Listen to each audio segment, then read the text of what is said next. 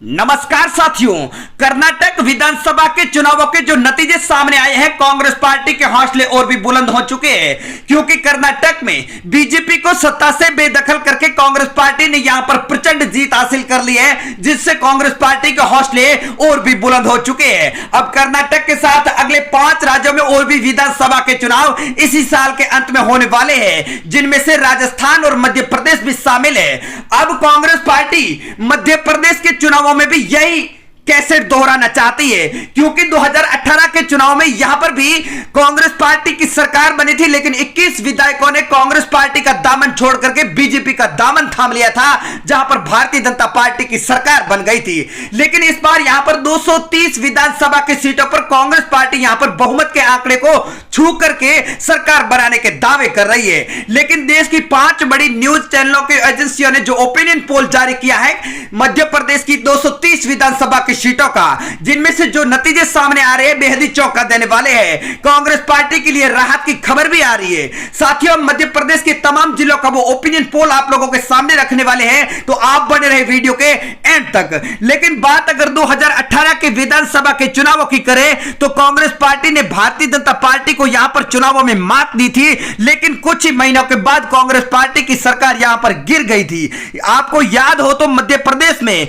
Bharatiya Janata party 2003 से लेकर के 2018 तक यहां पर सत्ता में रही, लेकिन 2018 के विधानसभा के चुनाव में भारतीय जनता पार्टी को हार का मुंह देखना पड़ा। 230 विधानसभा की सीटों में से 108 सीटों पर भारतीय जनता पार्टी के खाते में आई थी, तो वहीं कांग्रेस पार्टी 114 सीटें जीत करके यहां पर सत्ता में काबिज हुई। लेकिन मध्य प्रदेश की सत्ता में शिवराज सिंह चौहान की सरकार उस समय वापसी कर ली, जब 2020 में कांग्रेस पार्टी के 21 विधायकों ने अपनी पार्टी से इस्तीफा देकर के भाजपा का दामन थाम लिया और यहां पर भाजपा की सरकार बन गई, जैसे कर्नाटक में बनी। लेकिन अब विधानसभा के चुनाव जो मध्य प्रदेश में होने वाले हैं, इसमें कौन जीतेगा और कौन हारेगा, क्योंकि यहां पर चुनावी टक्कर सीधी बीजेपी और कांग्रेस के बीच में बताई जा रही है। तो साथियों, एमपी की तमाम 230 विधानसभा की सीटों का ओपिनियन पोल बताने से पहले हम आपको बता देते हैं कि भारतीय जनता पार्टी ने अभी मध्य प्रदेश के चुनावों से पहले अपना कोई चुनावी पत्ता नहीं खोला है। इस वक्त बीजेपी मध्य प्रदेश के चुनावों के लिए अपनी चुप्पी साधी हुई है। बीजेपी की मध्य प्रदेश में यह चुप्पी बहुत कुछ कह रही है। राजनीति में जरूरी नहीं कि हर सवाल का जवाब दिया जाए, मगर राजनीति में सवालों से लंबे समय तक बचा भी नहीं जा सकता। तो सबसे बड़ा सवाल तो यह है कि कर्नाटक के चुनाव से मध्य प्रदेश बीजेपी ने बहुत कुछ सीखा है। हम आपको बता देते हैं कि यह सवाल इसलिए यहां पर बड़ा है क्योंकि मध्य प्रदेश और कर्नाटक के विधानसभा के चुनाव में बहुत सारी समानताएं देखी जा रही है। कर्नाटक के बाद इस साल जिन 5 राज्यों में विधानसभा के चुनाव होने वाले हैं, उनमें मध्य प्रदेश भी शामिल है। कर्नाटक के समान यहां पर भी 2018 में बीजेपी को हराकर लोगों ने कांग्रेस पार्टी को चुना था, लेकिन कर्नाटक के जैसे ही सत्ता पलटने के लिए ऑपरेशन लोटस मध्य प्रदेश में भी चला था, जिससे कांग्रेस पार्टी के विधायकों को कर्नाटक के रिसोर्ट में रखा गया। उनके इस्तीफों से सरकार गिरी और सत्ता में बीजेपी ने वापसी कर ली।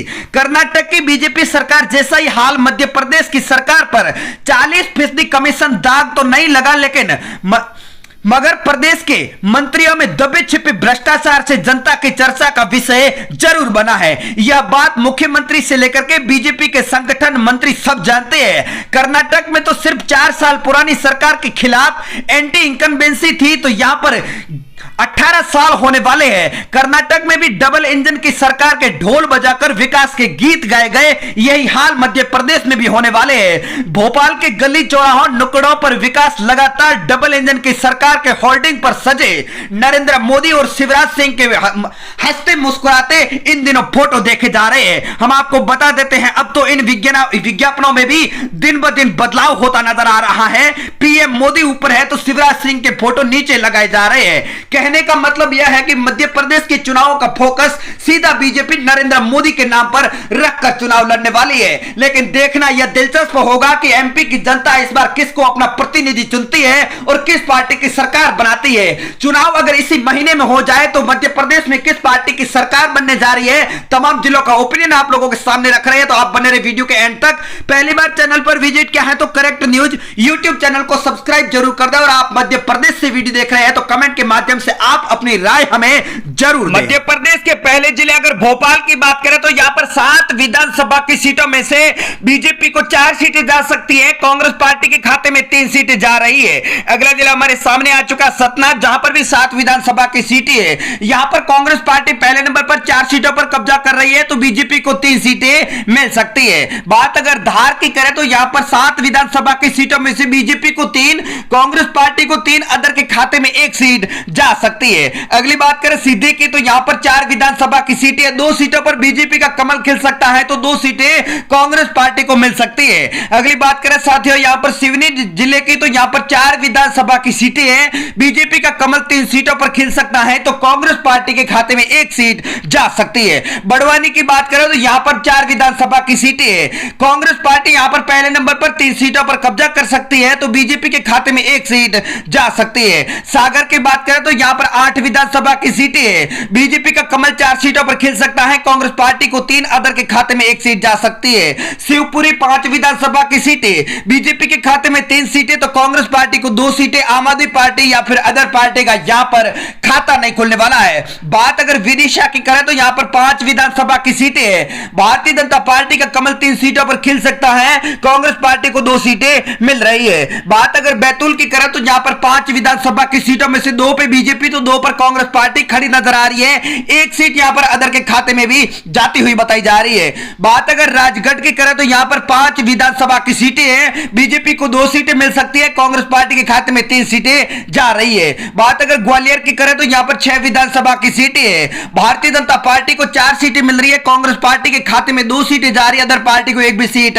नहीं मिल रही है। बात अगर देवास की करें तो यहां पर 5 विधानसभा की सीटों में से भाजपा को 2 सीटें मिल रही है, कांग्रेस पार्टी को 3 सीटें मिल रही है, अदर पार्टी को 1 भी सीट नहीं मिलने वाली है। उज्जैन की बात करें तो यहां पर 7 विधानसभा की सीटें हैं, भाजपा को 4 सीटें मिल सकती है, कांग्रेस पार्टी के खाते में 3 सीटें यहां पर उज्जैन जिले के अंदर जाती हुई बताई जा रही है। जबलपुर 8 विधानसभा की सीटें, भाजपा को 4 सीटें जा रही है, कांग्रेस पार्टी के खाते में 3 सीटें जा सकती है, और अदर के खाते में यहां पर 1 सीट जाती बताई जा रही है। कटनी के 4 विधानसभा की सीटों में से भारतीय जनता पार्टी का कमल 1 सीट पर खिल सकता है, तो यहां पर कांग्रेस पार्टी को 3 सीटें जा रही है। अगली बात अगर इंदौर की करें तो यहां पर 9 विधानसभा की सीटें हैं, भाजपा दूसरे नंबर पर 3 सीटों पर कब्जा कर रही है, कांग्रेस पहले नंबर पर 4 सीटों पर कब्जा कर सकती है, 2 अदर के खाते में जा रही है।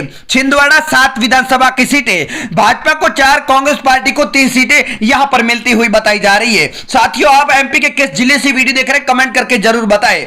सीहोर के 4 विधानसभा की सीटों में से भाजपा को 1, कांग्रेस पार्टी को 3 सीटें जा सकती है, अदर पार्टी के खाते में 1 भी सीट नहीं जाने वाली है। बालाघाट की 6 विधानसभा की सीटों में से 3 पर कांग्रेस खड़ी है, तो 3 सीटों पर बीजेपी का भी कब्जा होता हुआ बताया जा रहा है। अगले जिले की बात करें तो मुरैना हमारे सामने, जहां पर 6 विधानसभा की सीटें हैं, 2 सीटों पर बीजेपी, 4 सीटों पर कांग्रेस पार्टी, आम आदमी पार्टी और अदर पार्टी का खाता नहीं खुल रहा है। छतरपुर की 6 विधानसभा की सीटों में से बीजेपी को 2, कांग्रेस पार्टी के खाते में 3 सीटें जाती हुई बताई जा रही है। अगली बात करें साथियों रायसेन की 4 विधानसभा की सीटों की, तो भाजपा को 2 सीटें मिल रही है, कांग्रेस पार्टी के खाते में 1 सीट जा रही है, अदर पार्टी के खाते में भी 1 सीट जाती हुई बताई